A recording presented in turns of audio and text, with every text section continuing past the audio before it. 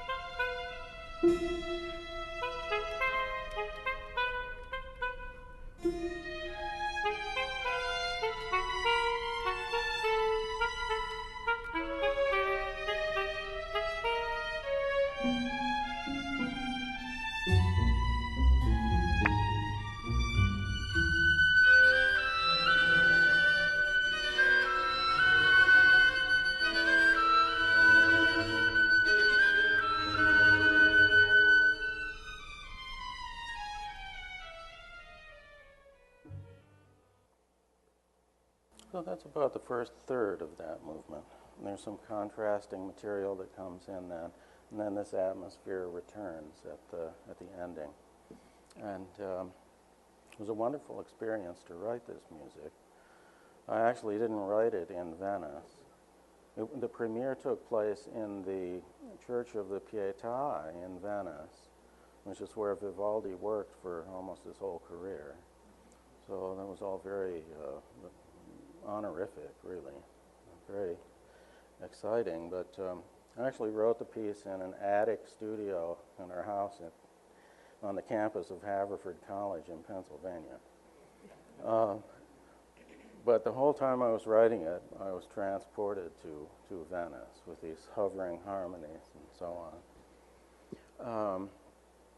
And I guess I can say at this point, this is part of my lyrical output. I have a number of pieces now that are in this vein, sort of slow and tranquil and very melodic, and really sort of embrace the old forms, the old principles of harmony and voice leading and counterpoint, but approach them hopefully in ways that are fresh. I thought that I'd move over to the piano now and continue in this vein and play a couple of other pieces. A couple of years ago, I was asked by the Philadelphia Chamber Music Society to compose a piano piece for one of their concerts, and I chose to write a collection that would reflect Philadelphia in some way. And so what I wound up doing was writing a series of 5 pieces, each of which focuses on one of the local sites or points of interest in Philadelphia. So the first, which I'll play for you too, the first one is about a tree. It's a famous tree that came to be known as the Treaty Elm. It was located in a place called Shackamaxon, which now is called Penn's Landing, on the bank of the Schuylkill River, the Delaware River there in Philadelphia. And in 1686, William Penn came together with a leader of the Lenape Indians, whose name was Tamenund, which in translation means the affable one. And they met under this huge elm tree, which has been captured in paintings, for instance, by Benjamin West and so on, came to be known as the Treaty Elm. They forged a peace accord back in the late 1600s under this resplendent elm tree, which had been there itself a couple of hundred years. And they agreed that there would be no acts of aggression between their peoples, and that they would live in peace and harmony. A great moment in Quaker history, in American history, and human history, I think. The tree is no longer there. The tree came down in a terrible storm in the late 1700s, I think. But not before. Scions were planted on the campus of Haverford College, which of course is the seat of Quakerism. Anywhere, I think. We're the most orthodox Quakers anywhere. And there were 7 scions. And all of those came down except for one, which is just right around the corner from my office. And now they take little cuttings from it and donate to arboretums here and there and all over the world. There's one in Tokyo now. Anyway, this tree has great importance for me. And so the first the first piece of the Philadelphia Diary, which is what I called my little collection, is called Under the Treaty Elm, with a subtitle, The Leaves of the Tree Are for the Healing of the Nations, which is Revelation of John. What I did in this piece is to contrapuntally overlay a Lenape melody with what came to be known as a Quaker melody. The Quakers sort of appropriated this tune. And that was 250 years ago, probably. And to get them going in harmony simultaneously, sort of as a metaphor of two different cultures working together in peace.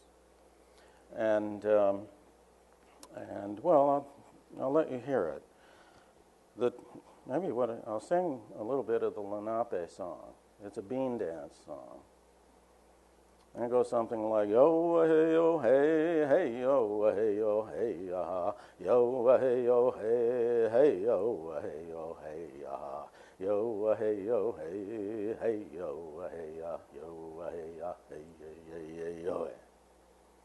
And then it repeats a number of times. You sing it to the four directions as you're planting and as you're harvesting and so forth.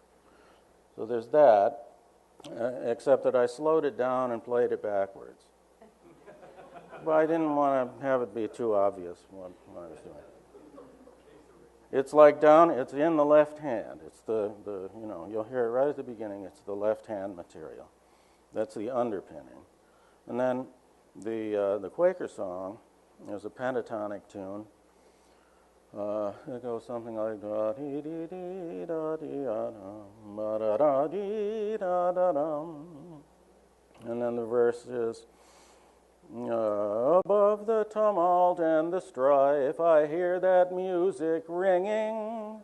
Da dee dee dee da da dum bum. How can I keep from singing? Imagine Quakers, saying something like that, but good for them. And I put these two things together, and the piece is kind of in two sections. One is the contrapuntal combination of these two melodies, and then the second is very static, and the melodies are there, but they're just kind of hovering in the breeze, under this tree. The first movement of Philadelphia Diary.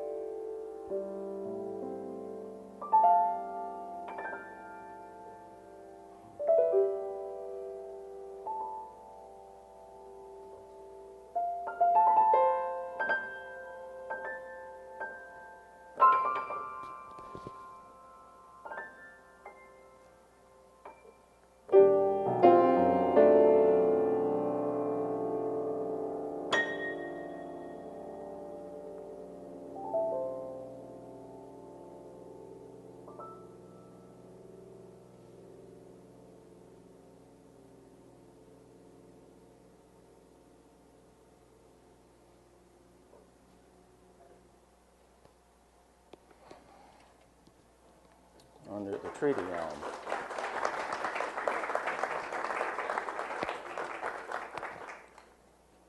Well, this is sort of double example. I'm writing about a place, but I'm writing about people also.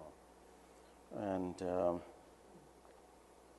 notice that high couple of notes that I hit toward the end, like a sforzando. Yeah, that's also about place and people. That's a reference to some of the really bad neighborhoods in Philadelphia today. It's like glass broken on the sidewalk, on the asphalt. So there's that element in there too. Somebody had a question here. No? Oh. Under the Treaty Elm was the first in this set of piano pieces. The next one is called Old Swedes.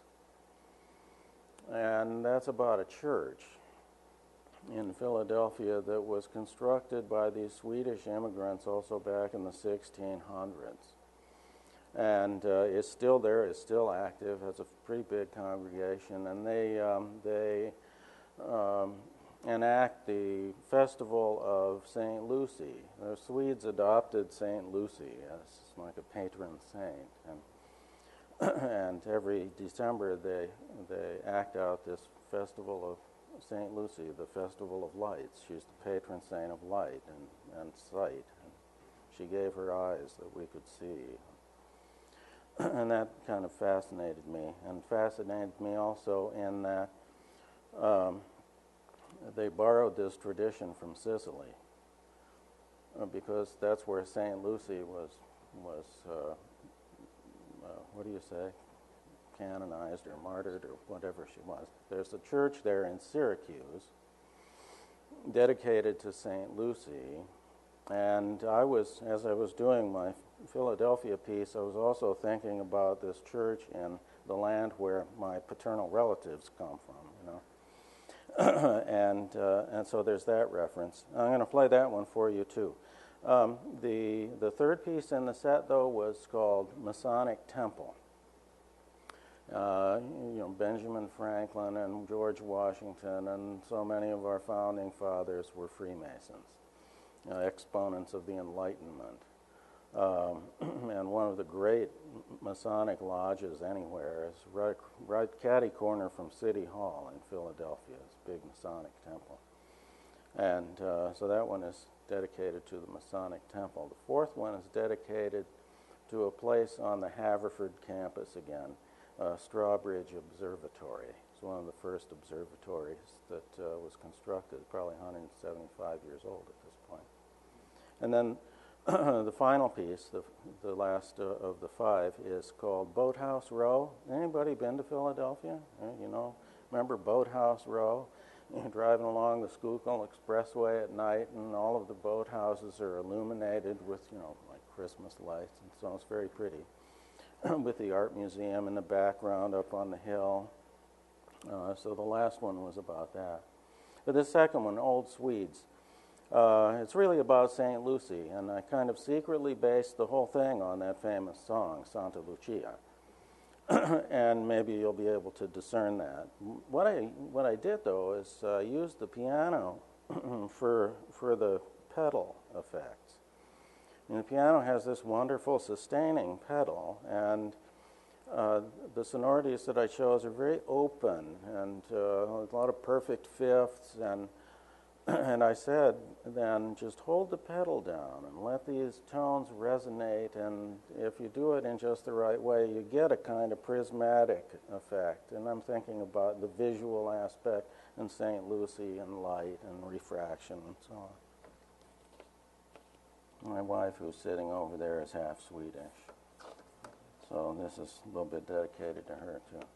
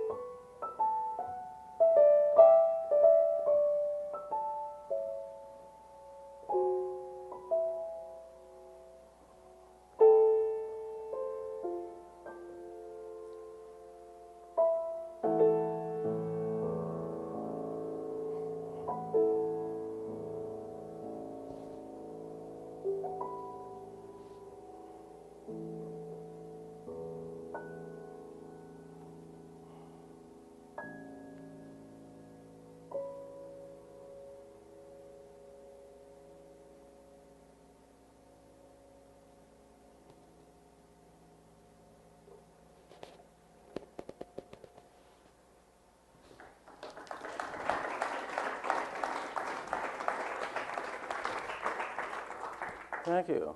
Thanks, Old Swedes. If you just put in my name, my website will come up on the Google list, and it'll take you right there. And just go look under Works, and then Catalog, and you'll find all kinds of titles there, and these are among them. So. But there's a pianist here in California, in Long Beach. She's on the faculty at Cal State Long Beach. Althea Waits is her name. She's done a number of American music CDs. She's a big promoter of my work, and she's just finishing the editing of the Philadelphia Diary.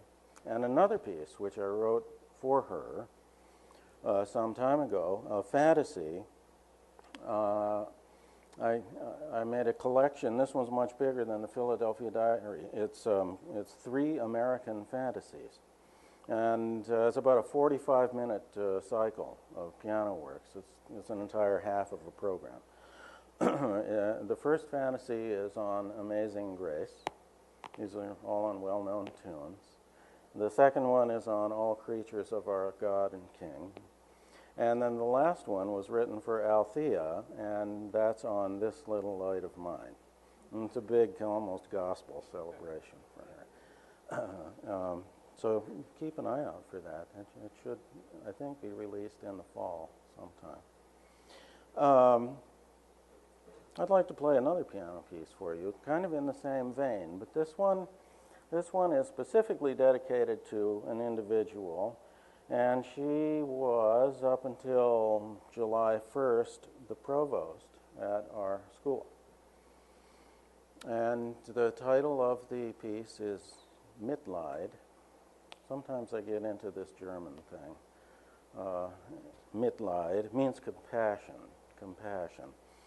And as a way of honoring her, Linda, for her 5 years of service at the college and all that she had done for the faculty, and I wanted to give her this musical offering. Actually, it gets kind of involved. There are some darker harmonies in there in the middle of the piece, and these are referring to an episode for which I feel she really embodied all of the virtues and ideals that a Quaker school is always talking about. And I'm going to tell you this story in abbreviated form. There was a fellow on the grounds crew, not the grounds crew, the physical plant. He was a carpenter, and he had recently retired. African American, a great friend to all of us who had ever chaired a department. He helped me so much over 20 years, making modifications to our music building and designing cabinets to hold recordings and all this sort of stuff, suspending speakers from the corners of the class and all this kind of thing. And he did this for everybody. He even tutored one of my students in how to make a Native American flute, carving it out of a piece of wood. Somehow or other, he got involved in an altercation up there in Bucks County, and the outcome of this was that he was imprisoned. He was framed, so to speak.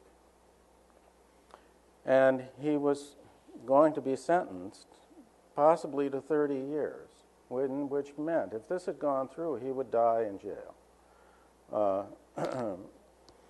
And our provost, Linda, took it upon herself to not only find proper legal representation, because it was the district attorney's office there that tied him in chains and got him to sign these waivers, which,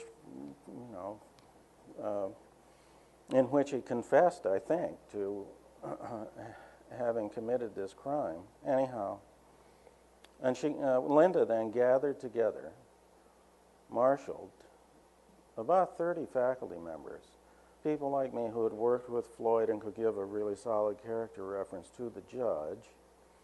30 faculty members. I mean, we can't get 30 faculty members together for a meeting across the lawn for, and we all went up to Bucks County Courthouse and sat there almost a whole day until they got to Floyd and his sentencing, and at which time we were invited to come before the judge and elaborate what each of us had said in an individual letter previously. And so I, of course, was there. And the outcome of this whole episode was that the district attorney was dismissed, the police department was reprimanded, the case was thrown out, and Floyd was freed. And I just thought somebody has to say something in some medium to acknowledge Linda's fortitude and determination in making this outcome happen. And so that's the mitleid, that's the compassion. And, it was a great risk to her. She's putting her career on the line, really, in doing something like this. She's going out on a limb. But anyhow, this is the piece that I wrote for her, and let me play it for you. Mitleid.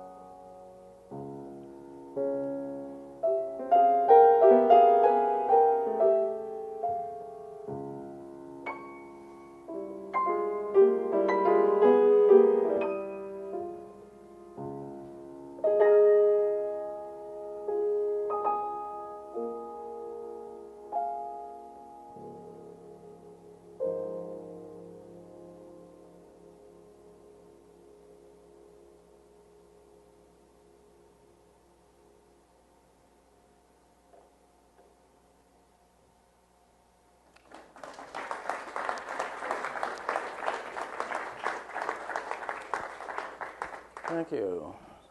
So those are a few more examples of the kind of tranquillo, lyrical music that I've actually written quite a bit of at this point. I was thinking back years ago, this was the late 70s, when I was working on my dissertation at Harvard, my composition dissertation. And in that I was still under the pressure to acknowledge the prevailing trends in academic contemporary music. I mean, still, even at that point, there were people imposing the serial dodecaphonic approach and so forth. And I never quite fit into that stream. And at Harvard, I had a wonderful teacher, Leon Kirchner. He didn't fit into that stream either, which is why I was there. And also, he was a pianist. Unlike a lot of composers who just write their music, he could play all the stuff that he wrote. And that was a source of admiration for me also. But in my dissertation, I was working very hard to come up with a new system of pitch organization. And so rather than using major scales or minor scales or octatonic scales or whatever other scale, or somehow abiding by principles of four-part harmony, soprano, alto, tenor, bass, and all of that, I was trying to find a new system of my own, and just sort of working very hard on it. And I took a break from that while I was writing the dissertation, which came out nicely, and it took me a long time to write that piece, though, because you have to first create the language, and then you have to practice using it, and then you have to write the piece. I took a break from all that, though, and I wrote a piece called Largo. Just like the oboe piece is called Largo. I keep writing these Largos. The piece for Paul is marked Largo, I think. I put Largo at the beginning. and that was straight ahead E major. And for string orchestra with piano and timpani thrown in. But and that was 1979, I think. So from that point, and maybe even a little before then, this kind of lyrical music, a little bit reflective, very often tonal in an updated sort of way. This is part of my style. But I don't always write that way. I was saying in our pre-concert talk yesterday that I have very eclectic influences, and so I love Bach, and that's a big influence. And I said yesterday I like jazz, and that's a big influence. Bill Evans is right up there with Bach. On some level, they're the same guy, I think. But I have a lot of other influences. The Native American music is a big part of my everyday life, really, and so the work that I have produced is always, in one sense or another, going to express this eclecticism. Or as somebody said in a newspaper review recently of something that I wrote, my not eclecticism, but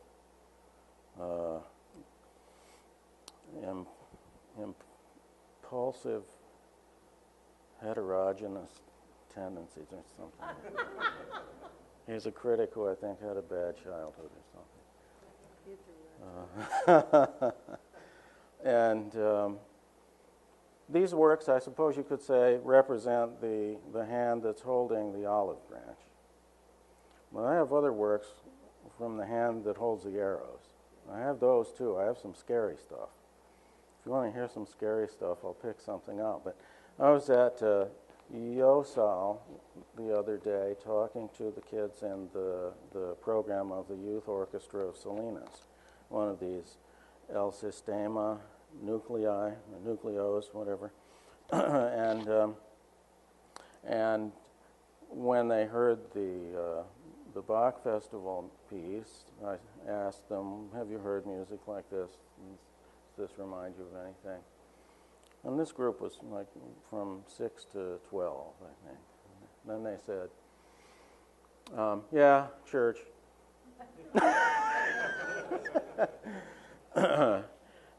And then I said, well, do you want to hear some of my scary music? And he said, yeah.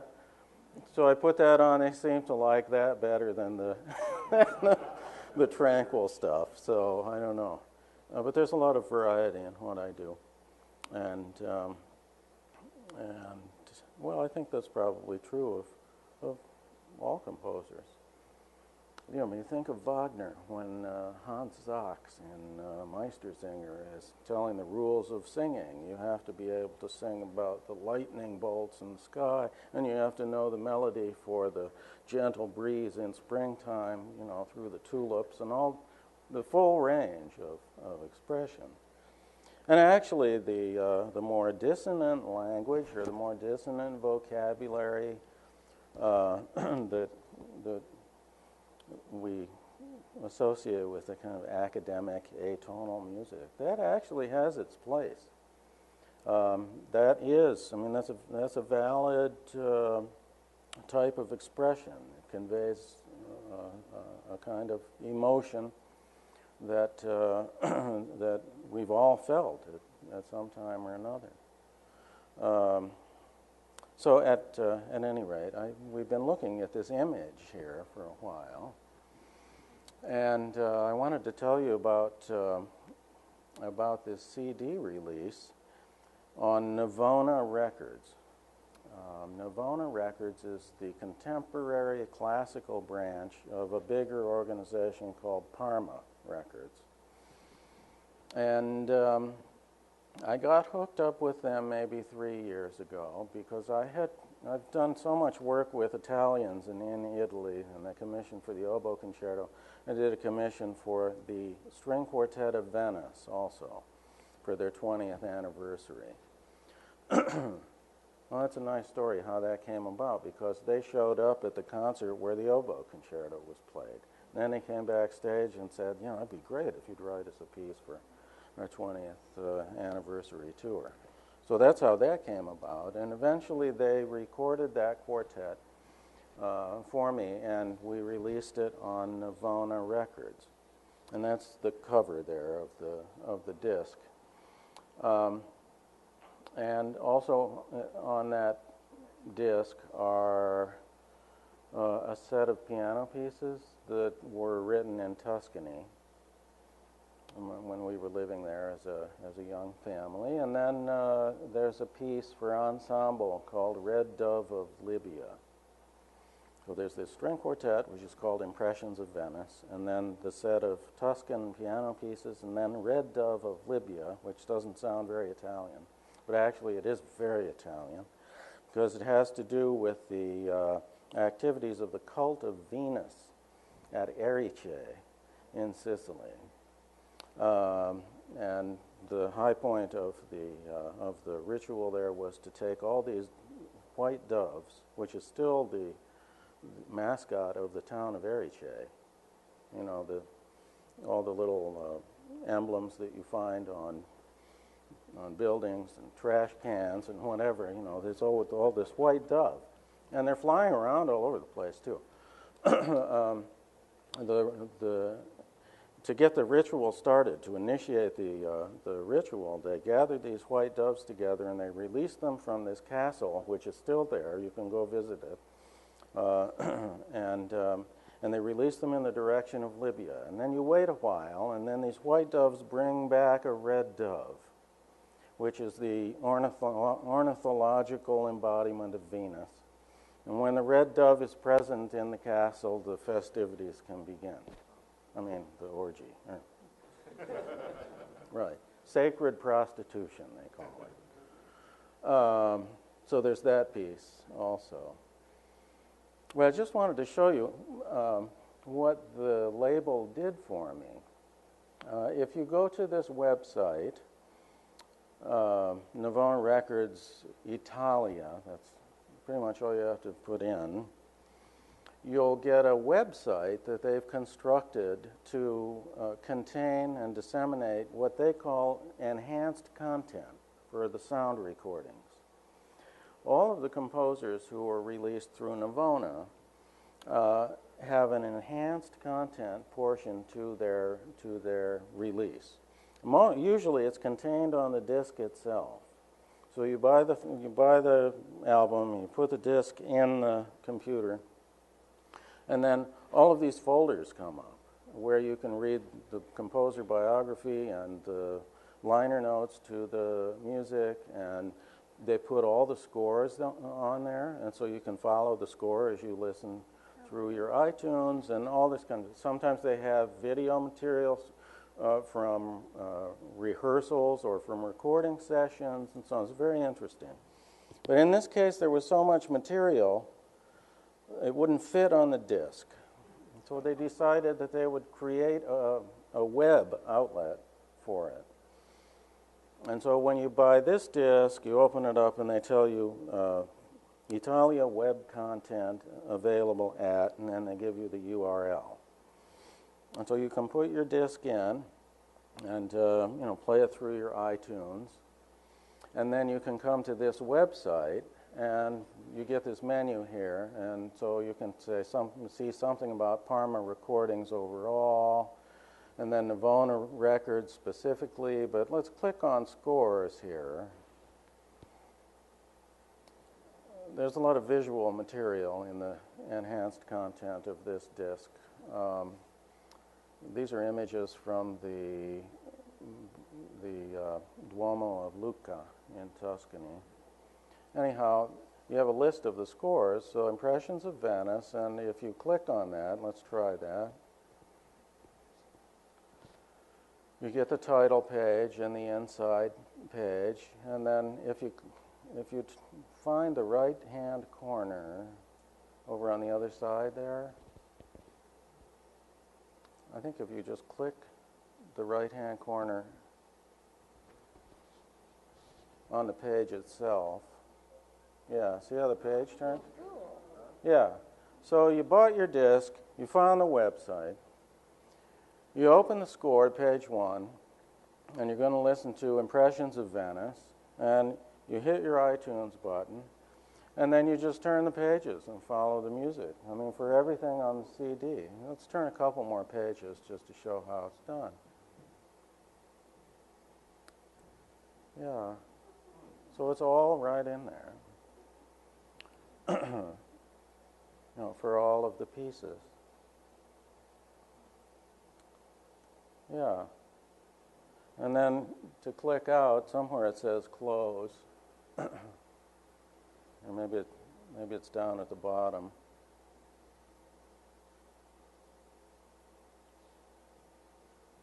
Or maybe that X up there. Is that an X?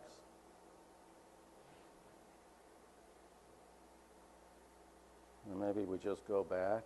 The main menu. All right. So then if we can find that list again. Composer commentaries, and so let's just open that. And so that's me standing at St. Mark's Square, and you can see it says launch video, and that'll take you to YouTube, and I'm talking about that piece in a classroom in Haverford, and play a little bit on the piano. So it's just like this. Then I didn't have videos for the other two things, but I had a little script for each one that I read, so there are some audio narrations if you want to hear those. And then let's go back to main menu. And then there's the digital booklet. Now the nice thing about the digital booklet is it's in 2 languages. It's in English and Italian, because there's a market for this in Italy, obviously. So So, and it's illustrated, and oh, that's a wonderfully decorated gondola in Venice there. And so on the left you have the English, and on the right you have the Italian. And then at the back of the booklet it has biographies of all the people who were playing on the pieces, and so on and so forth. Yeah, this is Sicily here. Actually, could we go back to that one that we just saw?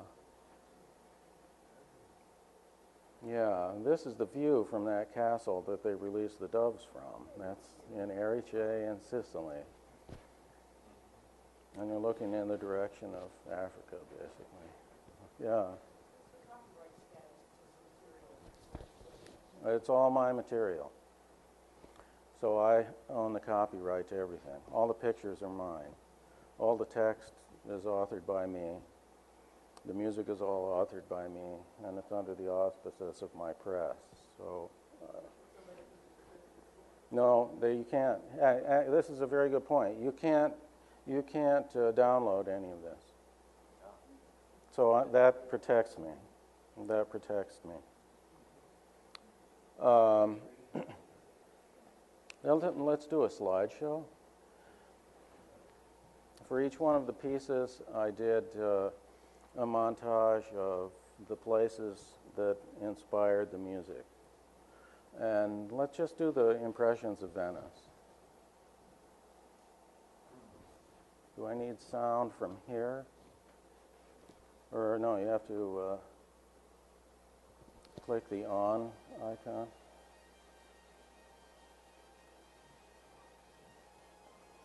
This is from the bell tower of San Giorgio Maggiore.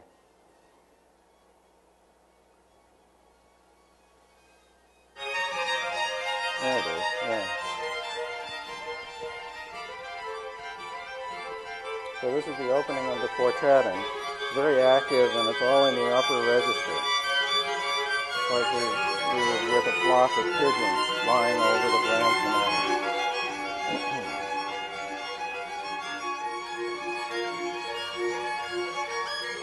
And then the sequence changes.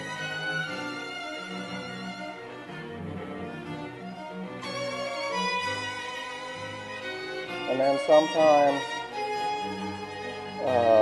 as part of the plan, as part of the scenario, and also sometimes because I ran out of pictures, I put up pages of score.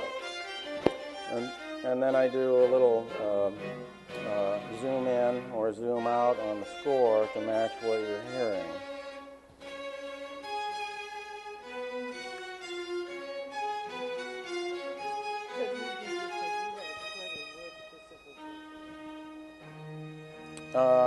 The guys at Navona,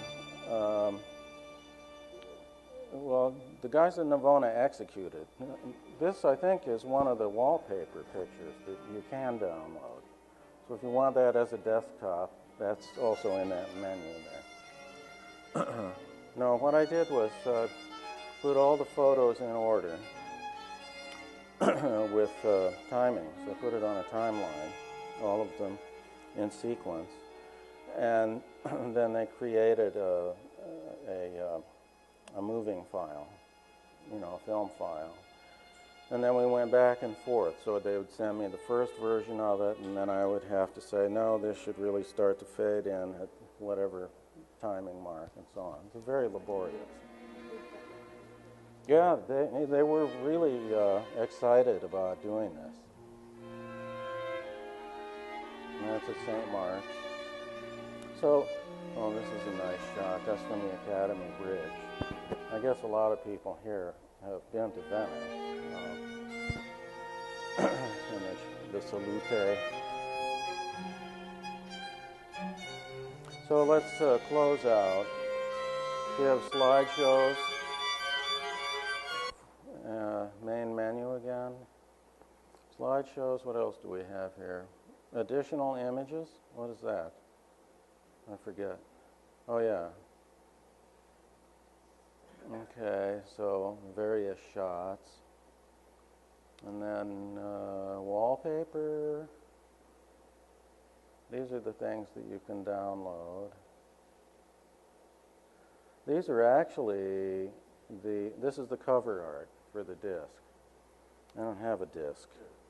Oh, you have it. Yeah, so this is the picture of San Giorgio in the background and the gondola parking lot, so to speak. And then that church spire is in Arezzo. That's where the famous frescoes are of the Search for the True Cross of Piero della Francesca. And then on the inside there are some other things. Well, that's the St. Mark's shot. This is one of the angels of the Cathedral of Lucca on the disc itself. And then this grouping here is on the inside flap. So there's all that, thank you. There's all this material on the website. Then you can see what other things are being released, so also on Navona Records. And then if you hit buy the album, let's hit that, see what happens. I don't know, I never tried it. Just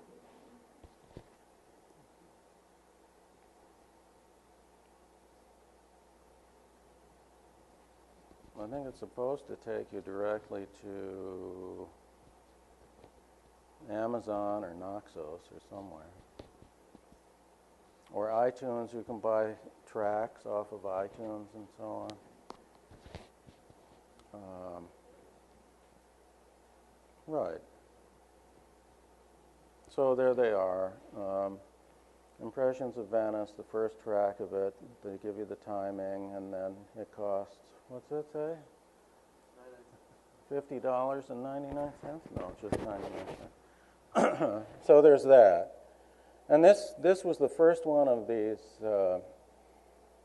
enhanced content websites that they constructed. They were very excited about it. When we first got going on this project, I took my laptop with all this visual material up for a consultation to their workshop in New Hampshire.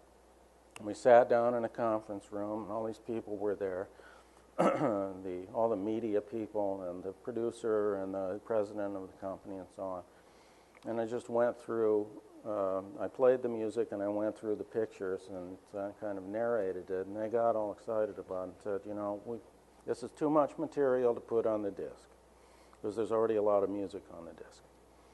But what we're going to do is create a website for all of this material to help promote the disc and provide the enhanced content that ordinarily would be internal on the CD itself. And it was an exciting experience. Yeah.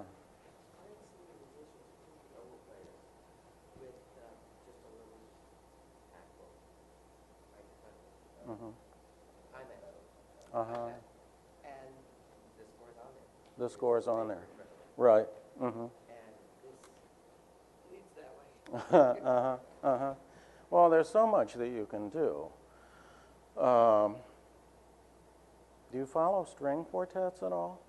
Are you fans of string quartets? I've written a bunch of string quartets, and recently the Borromeo Quartet. They played here with Oh, they did? Yeah, Oh, fantastic. Yeah, they don't carry music with them or traditional music stands. They walk on stage and each has a laptop. And they put the laptop on a special desk that is made for this. And they have a line that goes to a foot pedal. And the foot pedal turns just like we were doing here. Yeah. Yeah. And you can put in fingerings and slurs and whatever you want. And, it's fantastic. They had to replace their second violinist a few years ago. And the new violinist was not experienced with this technology at all. He was very, very skeptical and didn't really want to do it, but he wanted to be in the quartet, so he had to adapt. And now he's just, is a virtuoso at turning the pages. And the thing is, for the audience, it's great because the players become so deft at this, you don't even notice them. You don't look at their feet, you don't hear any clicking or stomping or anything like that. And also you have far less non-musical physical activity. You know, reaching for the page, making noise is much better for recording because it's inevitable that in a recording session there's going to be page turn noise, and then you have to go in and edit that out and clean it up and so on. And so you just click and they're playing, you know. And you know what else they do? I've worked with them recently, so that's why I know all this. They premiered my most recent string quartet last year. So they showed me all this. For instance, they'll play a late Beethoven quartet. Number one, they always play from full score. They don't play from individual parts. All right, so that really economizes rehearsal time because you're not saying things like, well, what do you have on the third beat of measure, you know, whatever. It's all right there, so you know. But in Beethoven, these late Beethoven quartets, they were not only playing from full score, they were playing from manuscript, which must be a real nightmare at first. But once you get into that groove, Beethoven is speaking directly to you, you know, through the graphic shape of his notes and stems, and then they put their fingerings in his manuscripts. It's really pretty exciting.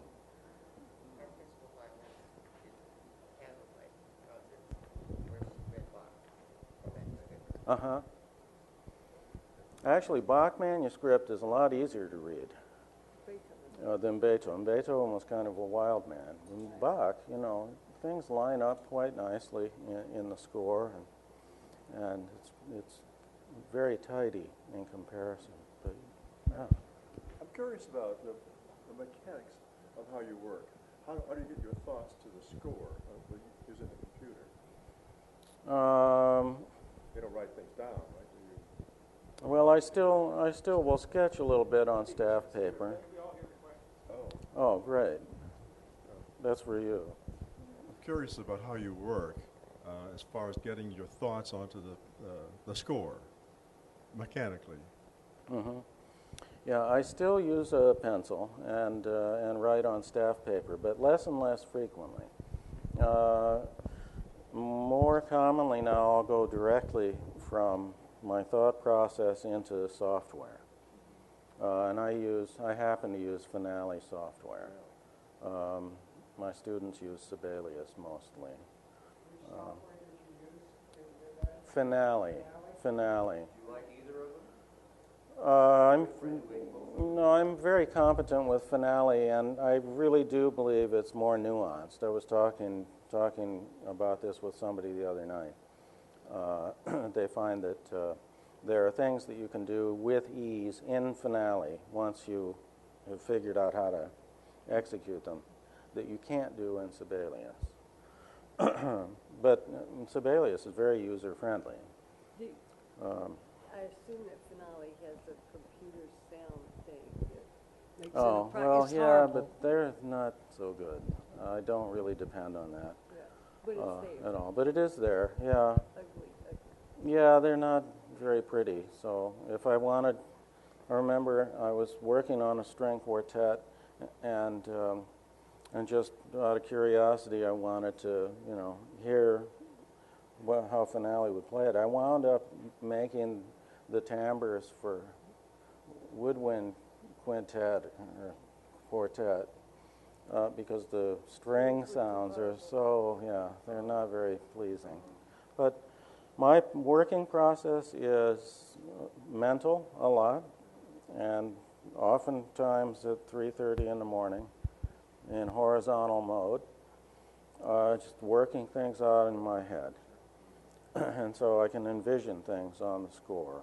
And then I go back to sleep, and then I get up a little bit later and just go directly to the computer and start typing in what I had organized in my head.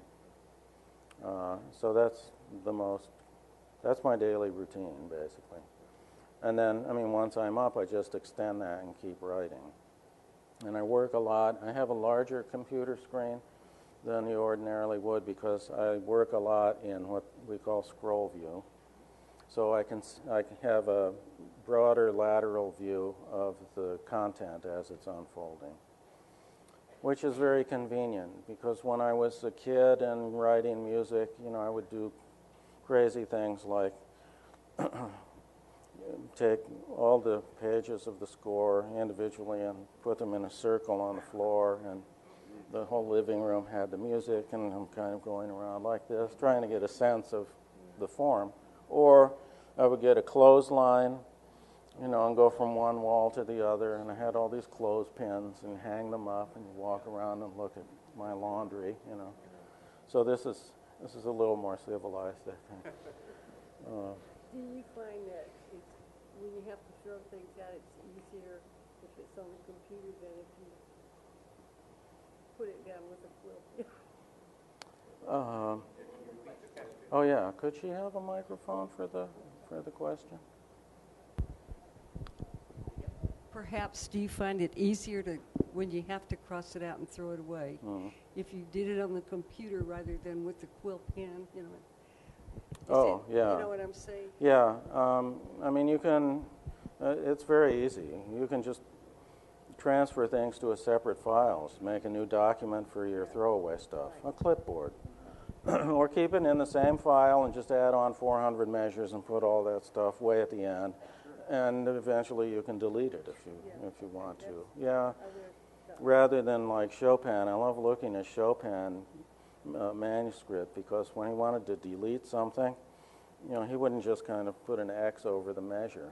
He would totally and completely obliterate it.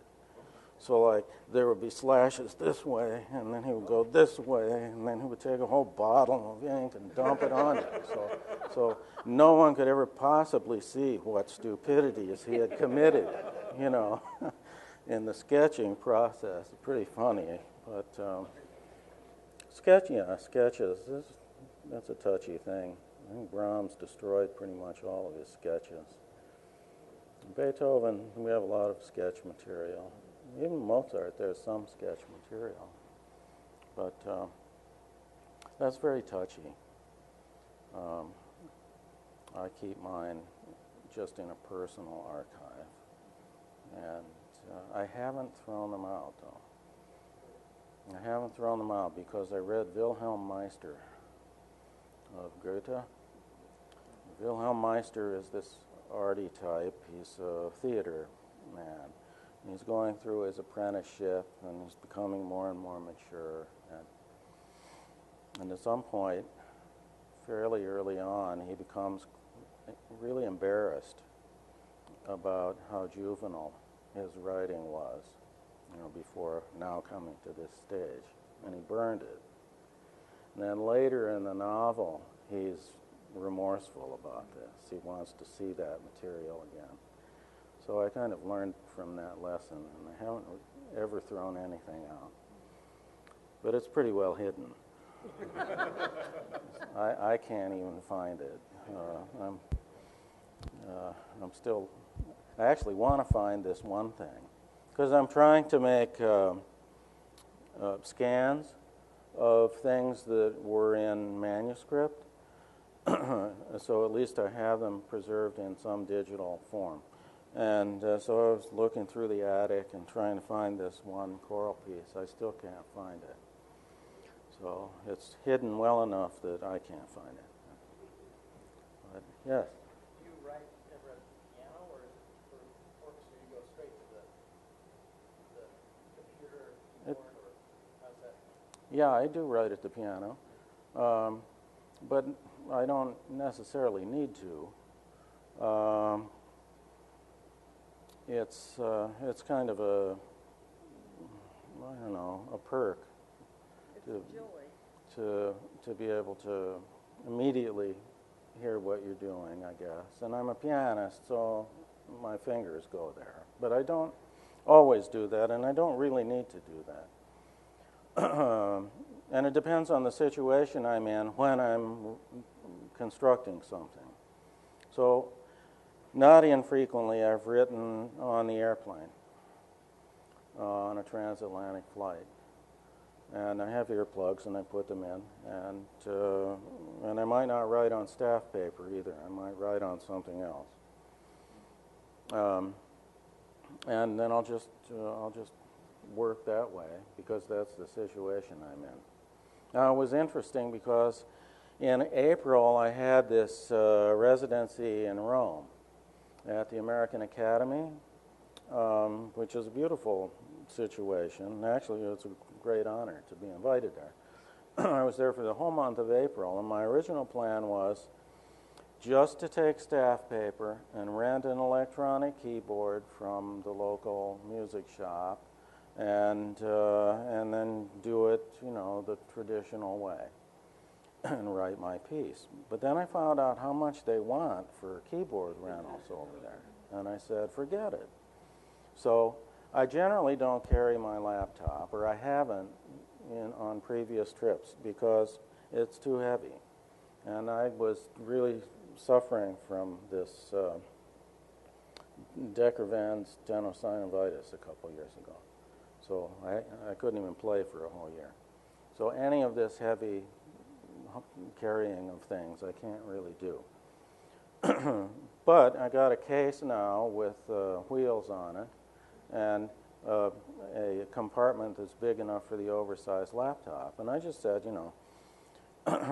it's going to be so much more streamlined and economical if I take the laptop and a pair of headphones and just make sure to back up everything as I work. And I just worked in Finale. So I would get up in the morning, I would go to the table, and the laptop is there, and I just start. And if I want to test something orally, I have the headphones, and find at least, a couple of timbres that are palatable in the Finale arsenal of sounds. And I wrote my 6th string quartet while I was there, and that was also for this same group. I sketched a piano quintet, again for this same group, and I wrote 4 songs. And that was just on the laptop, and with no access to a keyboard whatsoever. So it depends on what's available. And at home, well, I do most of my writing at our place on Cape Cod.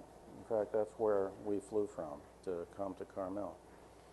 And I have my own studio there, and there is an upright piano, and it's right next to the table where I've got the computer and all my media stuff. And so I go back and forth. I always wanted a situation like Puccini had. If you've ever gone to Lago del Torre, outside near Livorno in Tuscany, his house, he had an upright piano, and then attached to it, I think built right onto it, was a work table. So it was an L formation, and then he had this like swivel chair, and he had a big composing board, not just a music rack like that. So he could write and he'd try things out, and copy a score here, or whatever. And of course he had a great big ashtray. He smoked about 5 packs a day. Also, that was also built into the little command center. But I always wanted to have that kind of arrangement, and I have that now at the Cape. And I've written a lot of music there. Not the Carmel piece, though. I wrote that in Haverford. And basically, like I was describing to you, work it out in my head when I suffer from insomnia, and then get up later in the morning, go in and start entering notes. And that's how that one went. It was fun to write that. Yeah. Yeah. Well, composers are allowed to have fun, I think. So any other questions? How much of your time you spend teaching versus composing, or has that changed recently? Well, you wind up with, I mean, I teach at a liberal arts college, and it's a teaching college as much as it's a research college. So it's, I guess theoretically it's pretty evenly divided. And I teach a variety of things.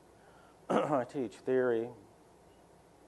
We're a very small department, so we have to cover all these bases. And so I teach theory always, but I have individual composition students, and I teach a piano course, which is a full credit performance course. So that's a lot of lessons.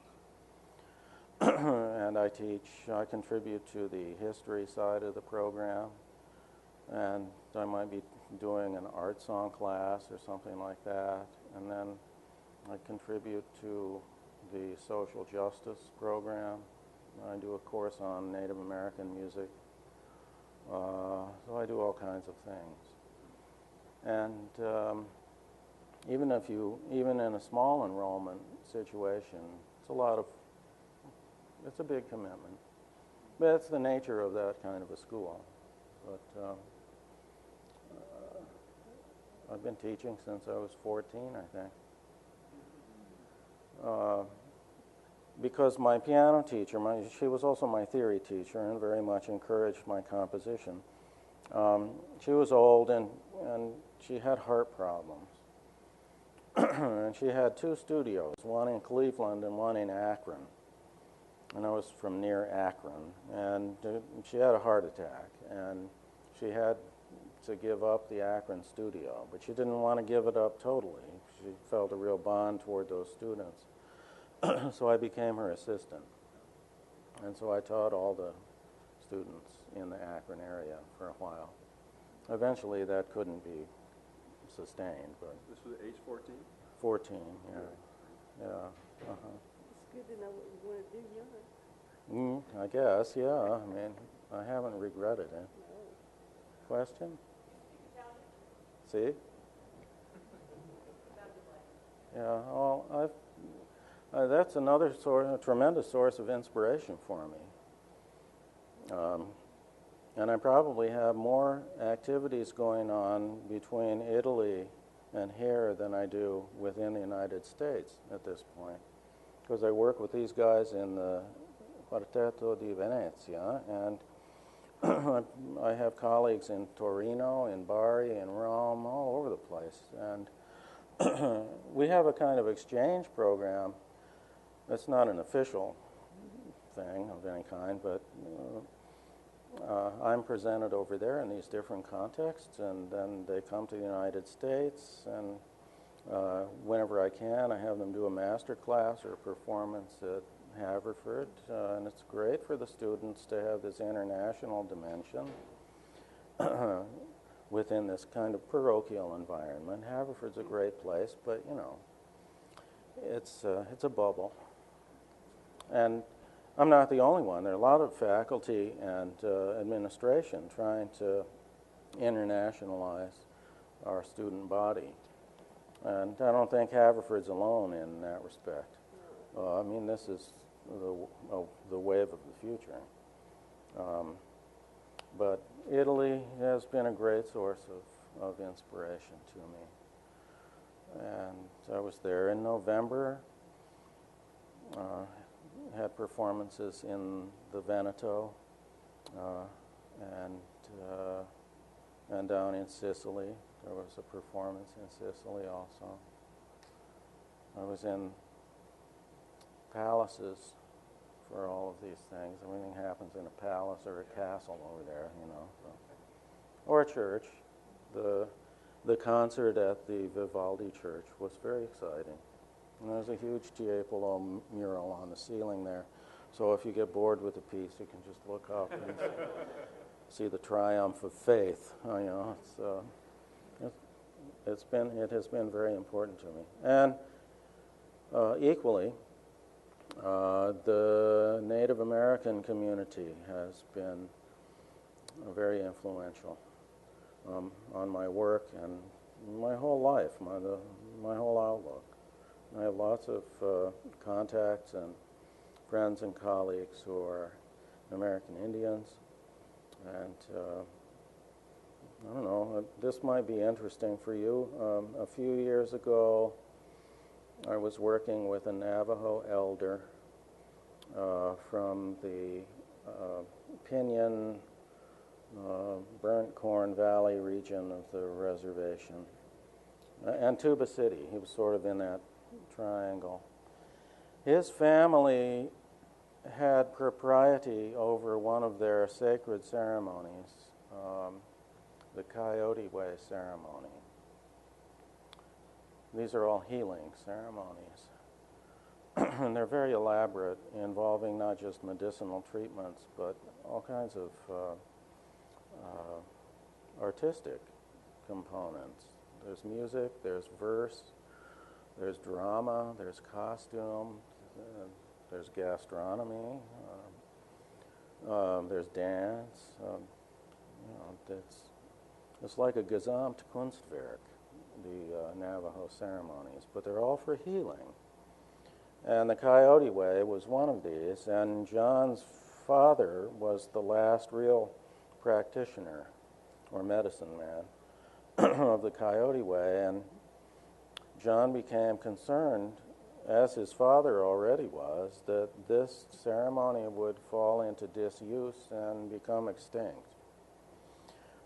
So what we did was track down as much musical material as we could, driving around to the reservation to interview different singers and see how much they knew of it, or if they could direct us to another person, and then track down the last recorded performance of the ceremony. And we found about 14 hours worth of material, and then got a grant to organize it and digitize it and edit it just to clean up the quality of the sound, and then produce it in a series of 10 CDs for research primarily. And we deposited these then in the Haverford College Library Special Collections. And they're there and available for serious scholars who are working on Native American religion or who are working in the area of ethnomusicology.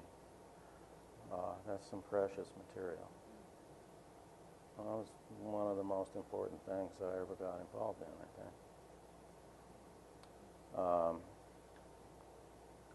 And then there's another phase. Well, there are two more phases to that project.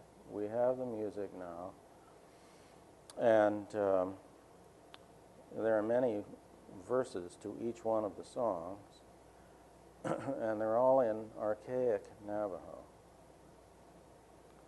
So Navajos don't know what the words mean. Some of the singers don't even know what the words mean. There are probably 3 people who can translate this material, John being one of them. And so he's made a preliminary translation, but he wants to explicate further and do a whole word study for each line of text, because it's a very rich language, and and these allusions are kind of built into the text that is fitted with the music, and that all magnifies the healing impact of the ceremony, and he wants to complete that as the next phase of this work, and then after that, I would like to transcribe it all, so it's in notation. Was all this music oral history, or was there actual written compositions of this Native American? It's all oral. It's all oral, which is amazing because I think Willard Rhodes, who was I think Willard Rhodes did the opera workshop at Columbia University, but in the summers he'd go to Arizona and collect sound examples from Indians. I think he's the one who said that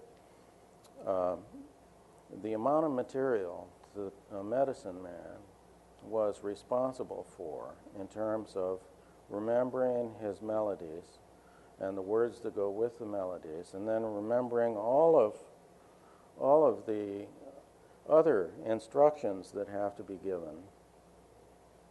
And then he's the one who makes the sand paintings also.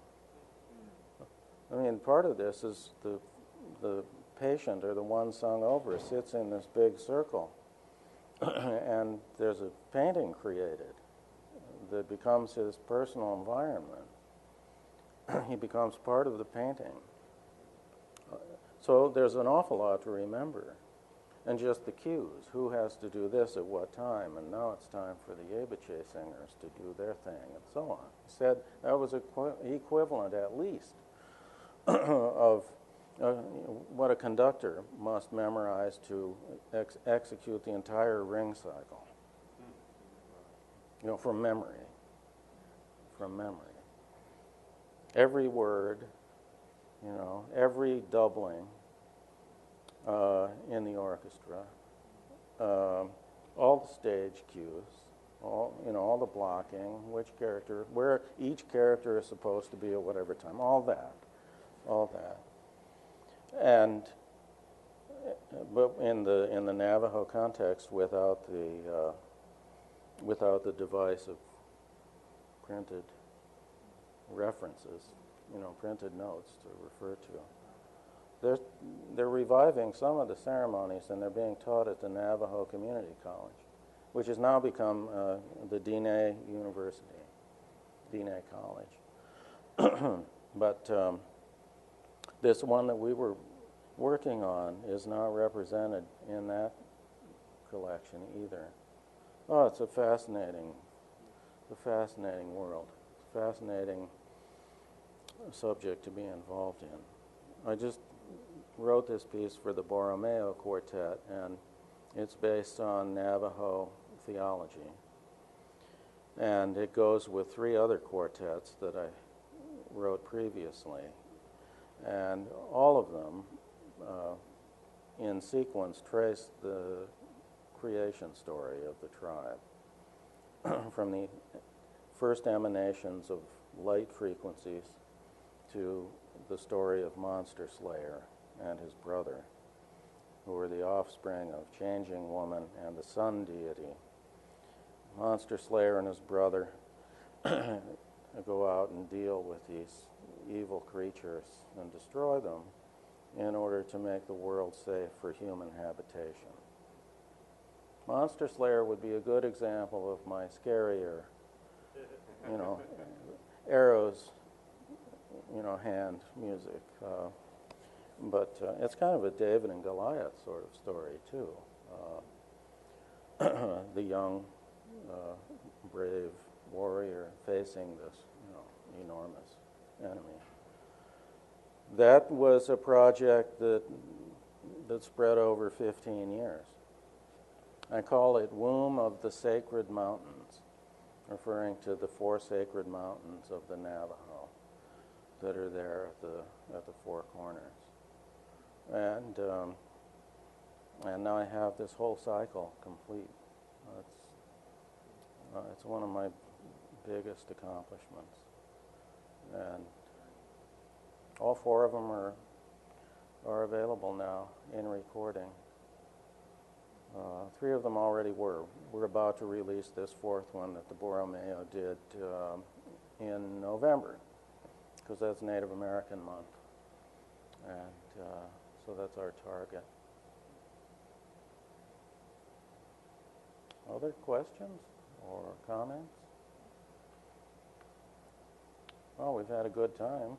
Thank you. My pleasure. Thank you.